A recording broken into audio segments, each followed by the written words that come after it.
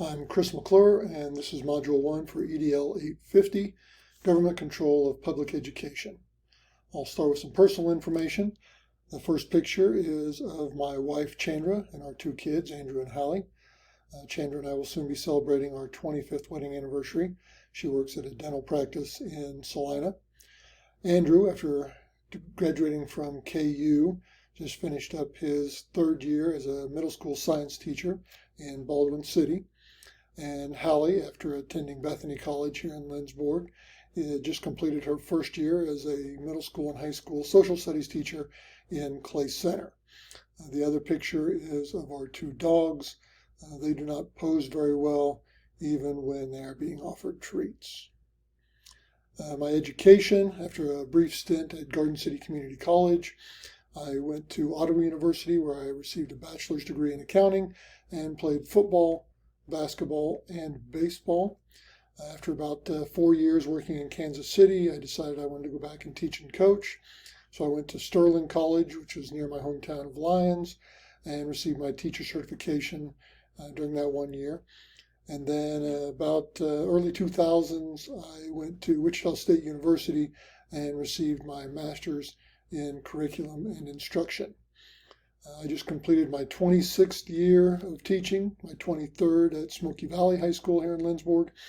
I am a business teacher, as well as our CTE district coordinator and a college and career advocate. I coach football in the fall as the defensive coordinator, where I coach our defensive line and our tight ends. And then I have also been the head softball coach all 23 years, as well as the Fellowship of Christian Athletes huddle leader. Okay, what did I learn about government control of education, starting with the federal government? According to PELSU, the federal government uses a complex system of funding mechanisms, policy directives, and the soft but considerable power of the presidential bully pulpit to shape what, how, and where students learn. This is achieved in several ways, and I will highlight a few. First, the federal government defends the 14th Amendment of the Constitution, which provides for equal protection under the law to all U.S. citizens. Next, it governs the Elementary and Secondary Education Act, which includes, among other things, Title I, which is improving the academic achievement of the disadvantaged, and Title IX, prohibiting sex-based discrimination. Additionally, the federal government upholds numerous other laws and regulations meant to make education fair and equitable. The second duty of the federal government is to provide data and research. According to Brown, the role of the government is to support education research and development and the gathering and dissemination of information about the scope and quality of the nation's education system, to inform policy and practice at the state and local levels. Next, the federal government administers programs like No Child Left Behind that required schools to annually test students in core subjects, or Race to the Top that offered competitive grants for schools that met its standards.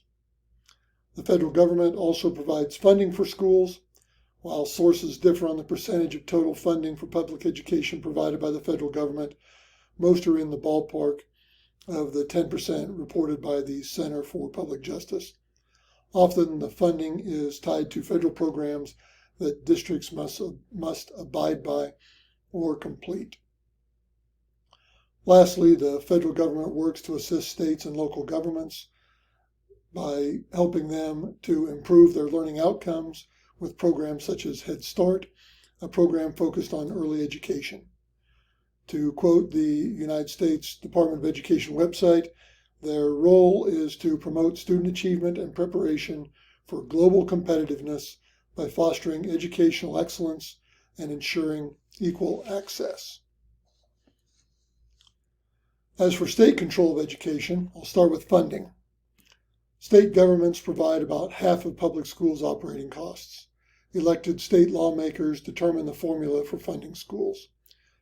Furthermore, the State Board of Education governs curriculum, standards, and assessments. Another function of the state government is overseeing special services for students with disabilities or other challenges. Additionally, the Kansas State Board of Education is also involved in certification of administrators, teachers, counselors, and other personnel, as well as the accreditation of schools. According to Waldrop, school boards are the governing body of the district they serve. Local boards of education make policy decisions, adopt budgets and allocate resources, finalize employment decisions, decide on curriculum and graduation requirements, and negotiate employee contracts.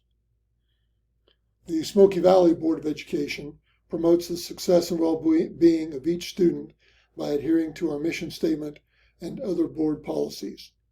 The school board has numerous policies, goals, and objectives dealing with district management, including budget planning, anti-fraud procedures, grant applications, the child nutrition program, insurance, and emergency drills.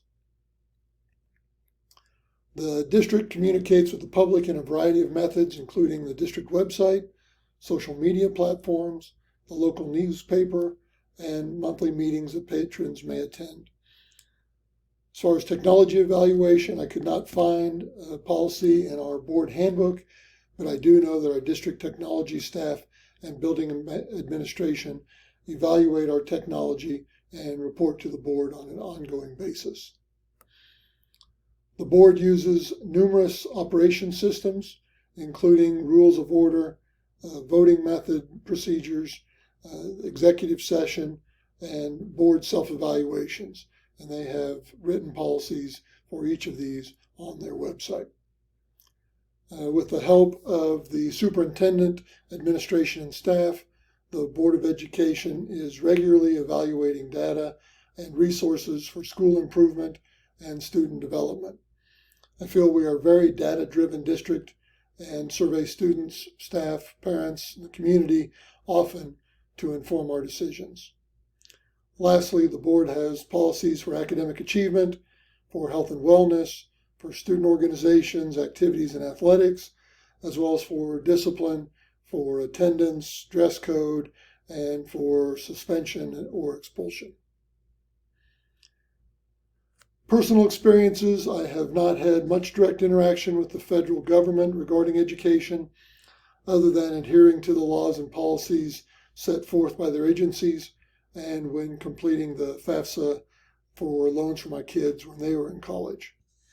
At the state level, after completing my initial licensure requirements and renewing that license after 3 years, I've completed the necessary requirements every 5 years for renewal.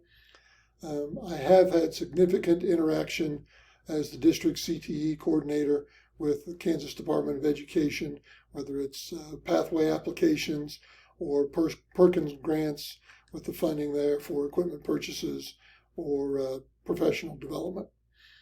At the local level, I have voted in every election to select my school board representative.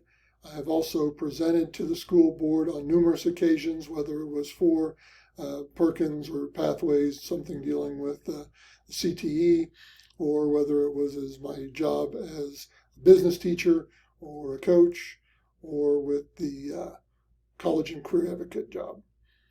And then since Lindsborg is a small community of about 3,000 people, I interact frequently with many of the school board members, often outside of a school capacity.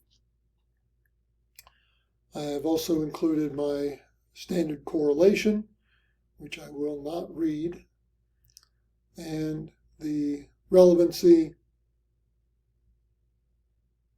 and reflection.